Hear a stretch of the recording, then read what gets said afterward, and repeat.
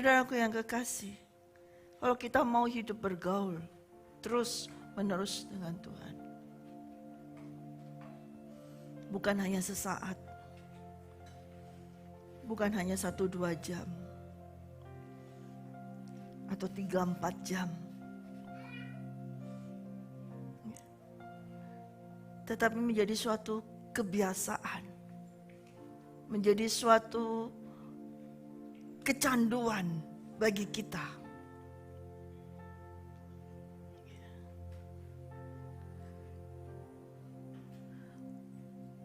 Bukan sesuatu yang saudara rencanakan, bukan sesuatu yang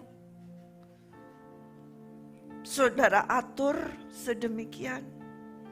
Tapi kalau kita mau hidup bersama dengan Tuhan, kita yang harus masuk di dalam aturannya Dia. Jadi bukan aturannya kita lagi. Menurut kita aturannya step-stepnya 1, 2, 3, 4, 5, 6 sampai 10. Tapi kalau kita mau hidup bersama Tuhan, hidup bersama Tuhan itu sekarang saudara, bukan nanti kalau meninggal. Sekarang ini harus hidup bersama dengan Tuhan. Sekarang ini harus bergaul dengan Tuhan. Baru nanti kalau kita selesai atau kita mengalami kematian, baru kita akan bersama-sama dengan Yesus selamanya. Tetapi itu mulai dari sekarang. Dimulai saat ini juga. Kalau kita tidak memulainya bergaul dengan Tuhan mulai dari saat sekarang, kita menunggu nanti. Sekarang hanya beribadah saja. Sekarang hanya melayani saja seperti itu. Seperti suatu kerutinitasan pelayanan seperti itu. Kita nanti akan menyesal saudara. Kalau kita melakukan hari-hari terakhir ini hanya sekedar rutinitas. Hanya sekedar performa. Kita akan menyesal.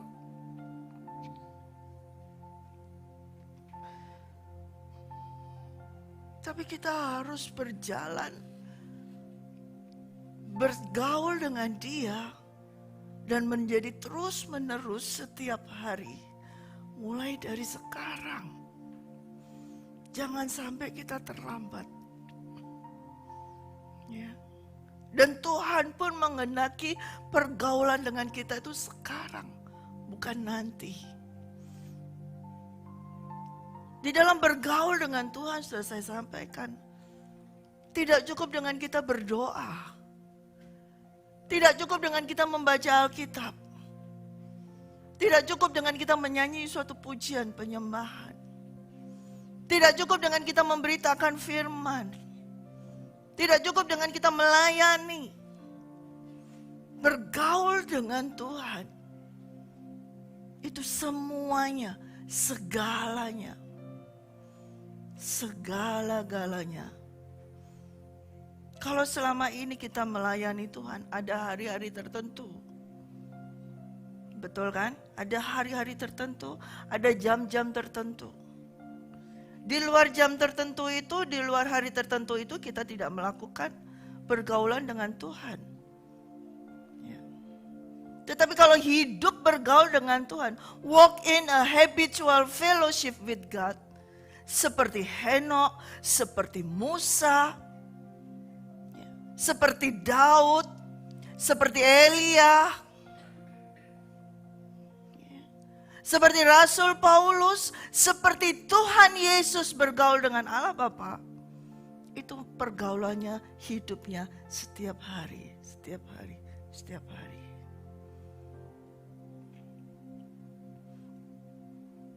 Sampai Henok dalam kurun waktu 300 tahun bergaul dengan Tuhan.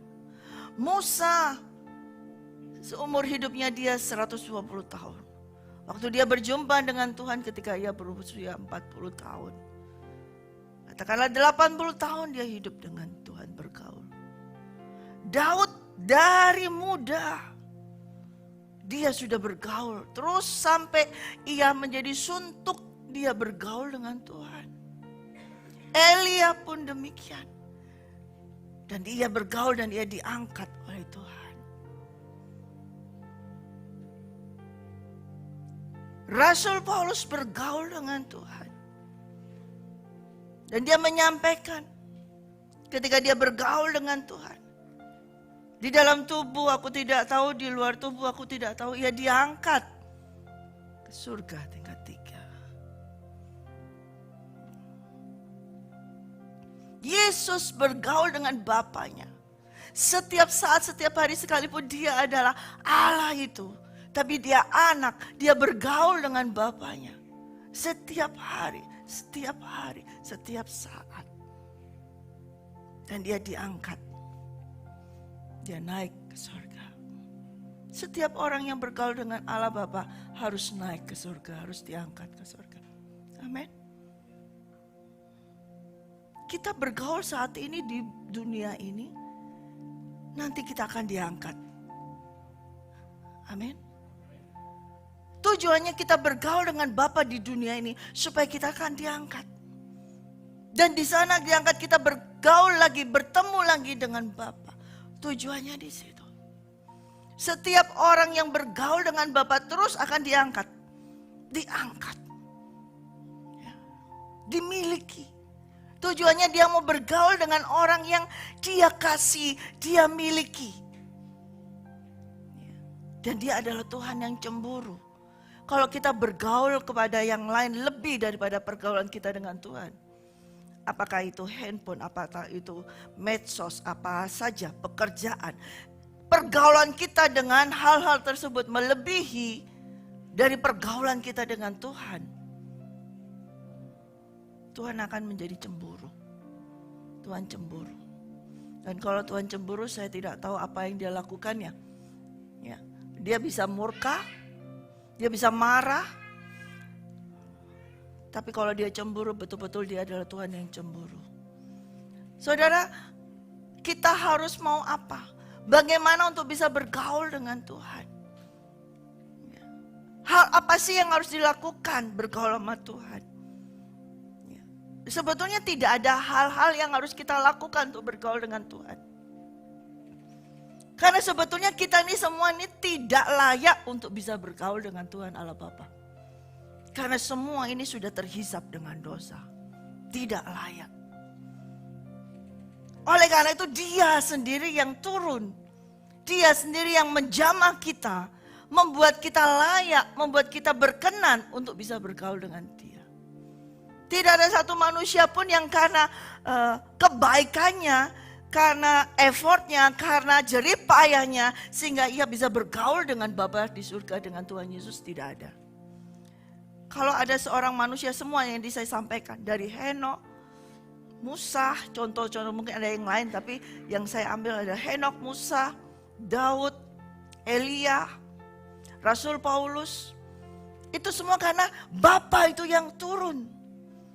Allah Bapa itu sendiri yang turun.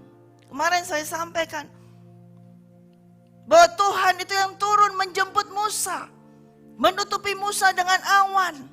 Supaya Musa dilindungi, supaya tidak bisa melihat kemuliaan wajahnya. Kalau dia bisa melihat, dia akan mati. Maka itu Musa ditutup dengan awan. Dan Tuhan berjalan di depan Musa. Dan ia sendiri yang menyerukan, Tuhan, Tuhan, Tuhan, Allah.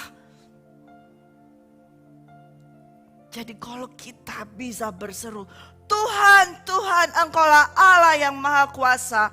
Itu adalah karena Allah itu sendiri yang berseru di dalam hati kita. Tidak ada manusia yang bisa menyerukan itu, saudara. Hanya dia sendiri yang bisa menyerukan siapa dia. Amin, saudara. Makanya dia menyerukan itu. Itu menunjukkan bahwa dia yang memberi perkenanan itu supaya manusia ini berkenan. Daud dikatakan sebagai orang yang berkenan, hatinya berkenan kepada Tuhan. Apa sih yang dilakukan Daud? Banyak kesalahannya. Banyak sekali yang dosa juga yang dia lakukan. Kalau kita memandang Daud seperti itu, kemudian kita berkata, kok bisa dia berkenan kepada Tuhan? Berarti boleh dong aku berbuat dosa. Berarti boleh dong aku melakukan hal-hal seperti itu Daud lakukan. Aku minta ampun, Tuhan berkenan. Tidak bisa seperti itu saudara. Ya. Apa kata firman Tuhan bahwa Tuhan berkenan kepada Daud. Itu bukan karena usaha pekerjaan dari Daud yang membuat ia berkenan kepada Bapa. Ya. Hanya karena Tuhan Allah Bapa yang berkenan kepada Daud. Supaya Daud jadi berkenan kepada dia. Demikian juga kita semua di sini saudara. Jadi tidak ada usaha atau pekerjaan yang bisa kita lakukan supaya kita jadi berkenan. Nantinya kalau kita melakukan itu kita jadi sombong. Kita akan merendahkan orang lain. Ya. Tapi yang benar adalah Tuhanlah yang berkenan kepada setiap kita. Memperkenan kita supaya kita berkenan kepadanya. Jadi bukan karena kebaikan kita, bukan karena usaha kita, bukan karena kehebatan kita, bukan karena talenta kita. Talenta itu juga berasal dari dia. Bukan karena apa-apa, tapi hanya karena perkenanan dia. Karena dia yang berkenan. Ya. Nah ini kita harus terus bergaul. Yang kita lakukan bagaimana? Memberi diri. Hanya memberi diri. Tuhan ini aku. Supaya engkau berkenan kepadaku. Supaya aku berkenan kepadamu. Ini aku dengan segala kelemahan. Daud punya segala kelemahan. Musa punya segala kelemahannya. Banyak kelemahannya. Sama, menunjukkan bahwa mereka itu semua adalah sama seperti kita. Kita adalah sama dengan mereka. Manusia biasa. Elia juga punya kelemahan. Punya ketakutan. Musa juga punya marah. Sekalipun dikatakan orang yang lemah lembut. Toh akhirnya dia sempat murka marah. Daud juga. Rasul Paulus juga. Semua manusia. Sama seperti kita. Ada kelemahannya. Justru itulah Tuhan berkata, kepada siapa aku mau memberikan kasih karuniaku, kepada dia aku berikan kasih karunia. Jadi bukan karena kehebatan kita. Jadi kalau kita bergaul, walk in habitual with fellowship with God, bukan kita menjadi nomor satu. Bukan kita menjadi yang paling hebat daripada rekan-rekan kita. Menjadi paling hebat daripada teman-teman sepelayanan atau saudara-saudara kekasih kita. Tetapi kita terus berjalan, bergaul terus dengan Tuhan. Karena apa? Karena Dia yang memperkenan kita bergaul dengan Dia.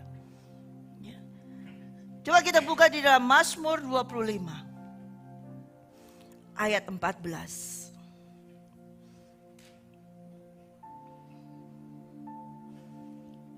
Tuhan bergaul karib dengan orang yang takut akan Dia. Dan perjanjiannya diberitahukannya kepada mereka. Saya ulang lagi. Sama-sama kita mau membacanya. Sudah menemukan?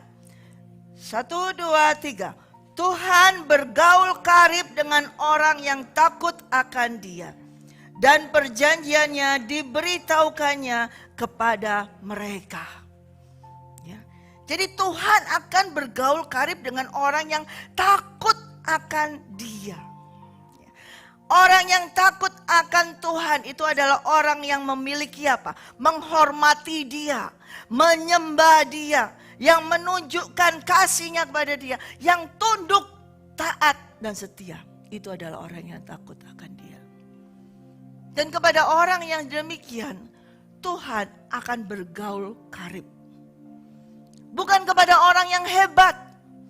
Bukan kepada orang yang kaya. Bukan kepada orang yang luar biasa. Tetapi Tuhan akan bergaul karib dengan orang yang takut akan Dia. Berarti ada roh penundukan diri di dalamnya. Berarti ada roh takut akan Allah. Berarti apa? Ada Roh Kudus menguasai orang tersebut. Amin. Sebab tanpa Roh Kudus orang tidak akan bisa takut kepada Tuhan. Betul nggak? Kalau nggak ada Roh Kudus, orang tidak takut akan Tuhan. Buktinya apa? Dia jatuh dalam dosa, dia melakukan dosa. Melakukan dosa, orang yang melakukan dosa berarti ia tidak takut akan Tuhan. Orang yang terus berbuat dosa, berarti ia tidak takut akan Tuhan. Orang yang suka membunuh terus, kerjaannya membunuh. Dia tidak takut akan Tuhan. Karena bagi dia itu adalah tidak ada Tuhan. Dia yang berkuasa. Dia yang menguasai setiap manusia. Makanya dia bunuh orang seenaknya sendiri. Pada saat itu Rasul Paulus menjadi orang yang berkuasa. Dia bunuh semua orang yang mengikuti Yesus. Setiap orang yang mengikuti dia bunuh. Dia berasa dia yang paling ngerti tentang Taurat. Dia yang paling berkuasa. Tapi sampai suatu saat orang yang merasa paling berkuasa ini, yang sombong kerohaniannya, yang merasa aku tahu semua tentang Taurat, dia guru Taurat semua, dia harus jatuh tersungkur hanya karena sinar yang begitu dahsyat dan dia jatuh. Jadi Tuhan menunjukkan kamu kena sinar, sehebat apapun kamu kena sinar ini kamu jatuh. Gak bisa apa-apa. Itu baru sinar. Bukan pedang. Tidak pedang. Tapi sinar yang dahsyat itu membuat Rasul Paulus jatuh dan menjadi buta. Di situ dia baru sadar. Apa yang dia lakukan selama ini. Dosa yang dia lakukan selama ini. Dan dia langsung bersuruh, Tuhan. Kok bisa tahu cuman sinar ini kan. Dia langsung Tuhan. Sama.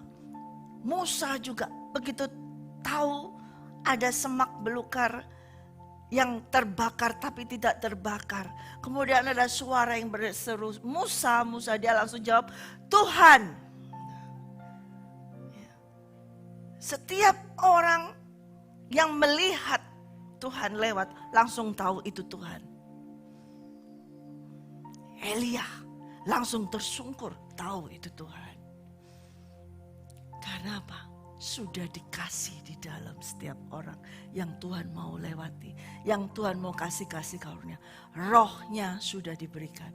Sehingga Roh Kudus yang ada di dalam kita bisa mengidentifikasi, bisa merespon Roh Allah yang datang.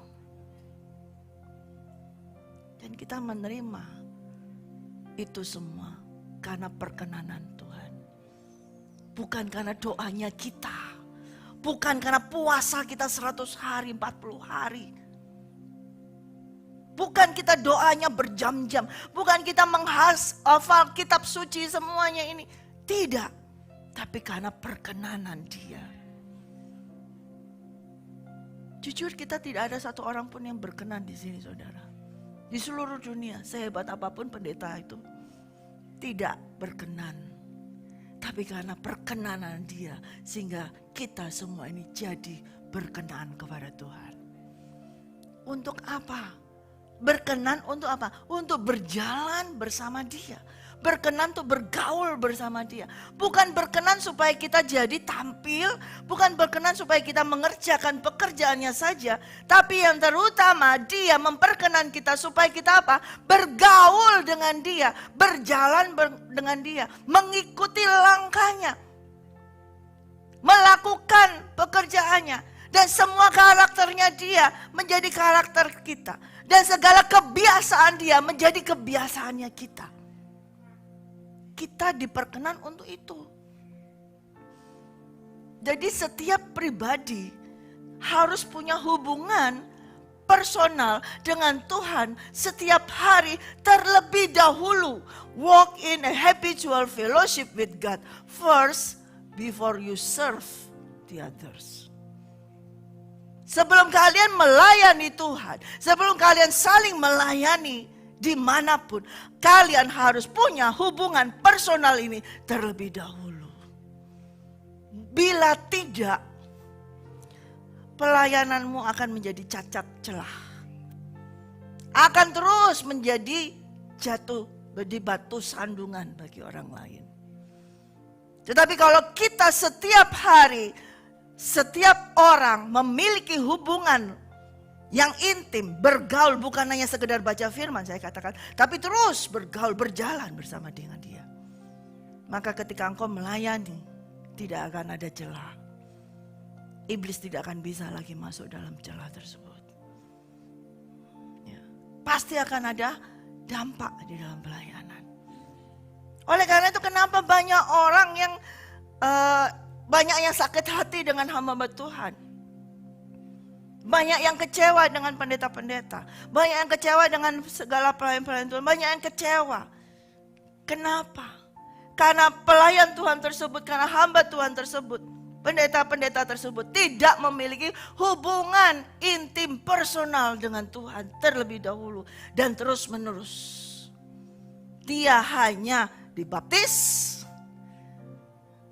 kemudian dibaptis roh, kemudian kenal dengan pendetanya, oke, ikut pelayanan, ikut semuanya, hanya itu.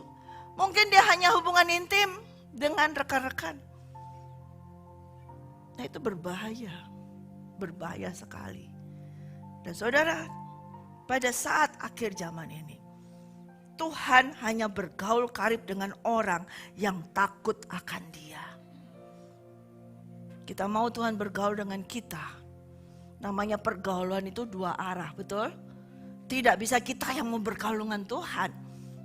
Setiap dari kita kepingin bergaul dengan Tuhan. Tapi Tuhan juga dikatakan Tuhan akan bergaul dengan orang yang takut akan Dia. Dia akan menyeleksi, Dia akan melihat siapa orang yang takut akan Dia.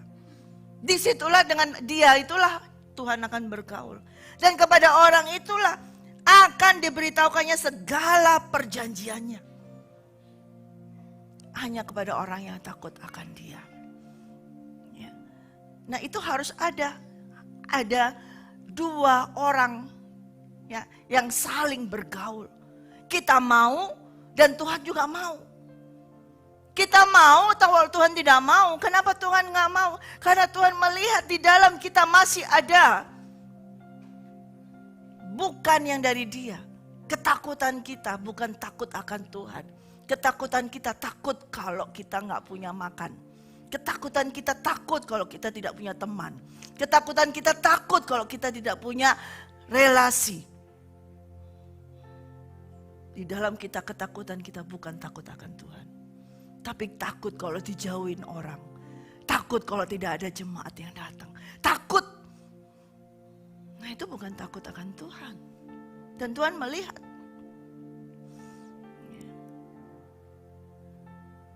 Kita buka satu ayat lagi dalam Amsal 3.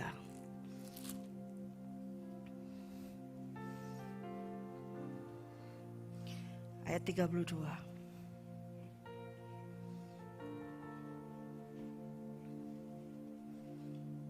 Karena orang yang sesat adalah kekejian bagi Tuhan. Tetapi dengan orang jujur, ia bergaul erat. Sekali lagi sama-sama. Karena orang yang sesat adalah kekejian bagi Tuhan. Tetapi dengan orang jujur, ia bergaul erat. Jadi, dia hanya bergaul dengan orang yang takut akan Dia. Dan dia akan bergaul dengan orang yang jujur. Orang jujur. Saudara tahu orang jujur? Jujur itu gimana? Itu belum itu. Jujur itu gimana? Ya. Orang yang tidak mau kompromi dengan dosa. Orang yang terus hidupnya seperti dengan Tuhan, tegak lurus dengan Tuhan. Lurus, berdiri bersama dengan Tuhan, lurus, tidak pernah menyimpang sedikit pun, tapi lurus dengan Tuhan. For the birds are an abomination, extremely disgusting, detestable of the Lord. But His confidential communion and secret counsel are with the uncompromisingly righteous, those who are upright and in right standing with Him. Jadi tidak ada kompromi. Itu orang jujur. Ya. Straight. lurus dengan Tuhan. Ya. Segala rahasianya akan diberitahukannya kepada orang yang lurus, orang yang jujur. Tuhan akan memberitahukan semuanya. Ya, persekutuan yang rahasia, secret. Jadi Tuhan bergaul karib erat, itu secret. Dia bergaul erat dengan orang yang jujur. Erat di sini suatu persekutuan yang intim dan rahasia. Kalau secara umum dia bergaul umum dengan yang lain, fellowship yang lain. Tapi ada persekutuan rahasia. Dan itu hanya kepada orang-orang tertentu saja yang jujur, yang takut akan Tuhan. Secara general dia berfellowship dengan semua orang. Tuhan berkata, bila 2 atau 3 orang berkumpul, di situ aku hadir. Itu Tuhan berfellowship.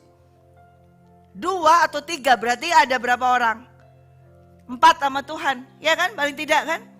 Tapi yang namanya persekutuan rahasia, itu hanya 2 orang. Seperti suami istri. Dan yang hanya rahasia ini tidak bisa kepada semua orang.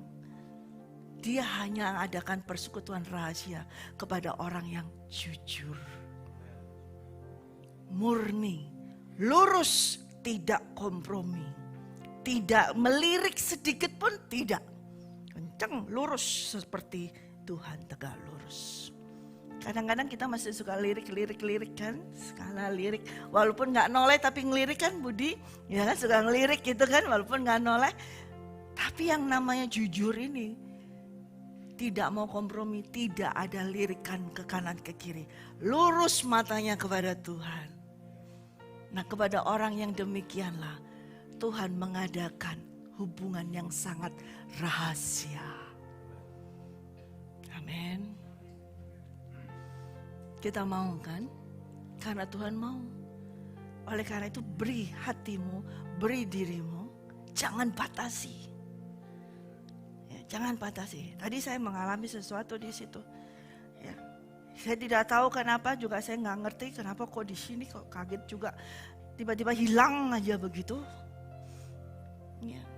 Dan ketika itu saya melihat saya di bawah. Ya, dari tempat di belakang sini, ketika siapa tadi yang menyanyi di sini saya tidak tahu. Ya, dari atasnya itu ada tangga naik seperti ular begini, tapi putih, naik terus sampai ke atas. Tidak ada pegangannya, hanya stepnya aja. Dan tidak ada yang mengikat, hanya kayu begini, tak gini putih, tidak ada pegangannya. Itu naik dan melingkup dan sampai ke atas, sampai tinggi mengecil ke atas sampai kepada tahta putih. Itu saya melihat banyak sekali orang di bawah memakai baju putih. Ya. Tetapi mengalami kesukaran ketika untuk naik ke atas itu. Ya. Belum bisa karena nggak biasa, tidak ada pegangannya. Semua sudah memakai pakaian putih tapi sukar untuk naiknya itu. Itu yang saya lihat tadi. Dan Tuhan sampaikan, bawa mereka untuk naik. Ajak mereka untuk naik.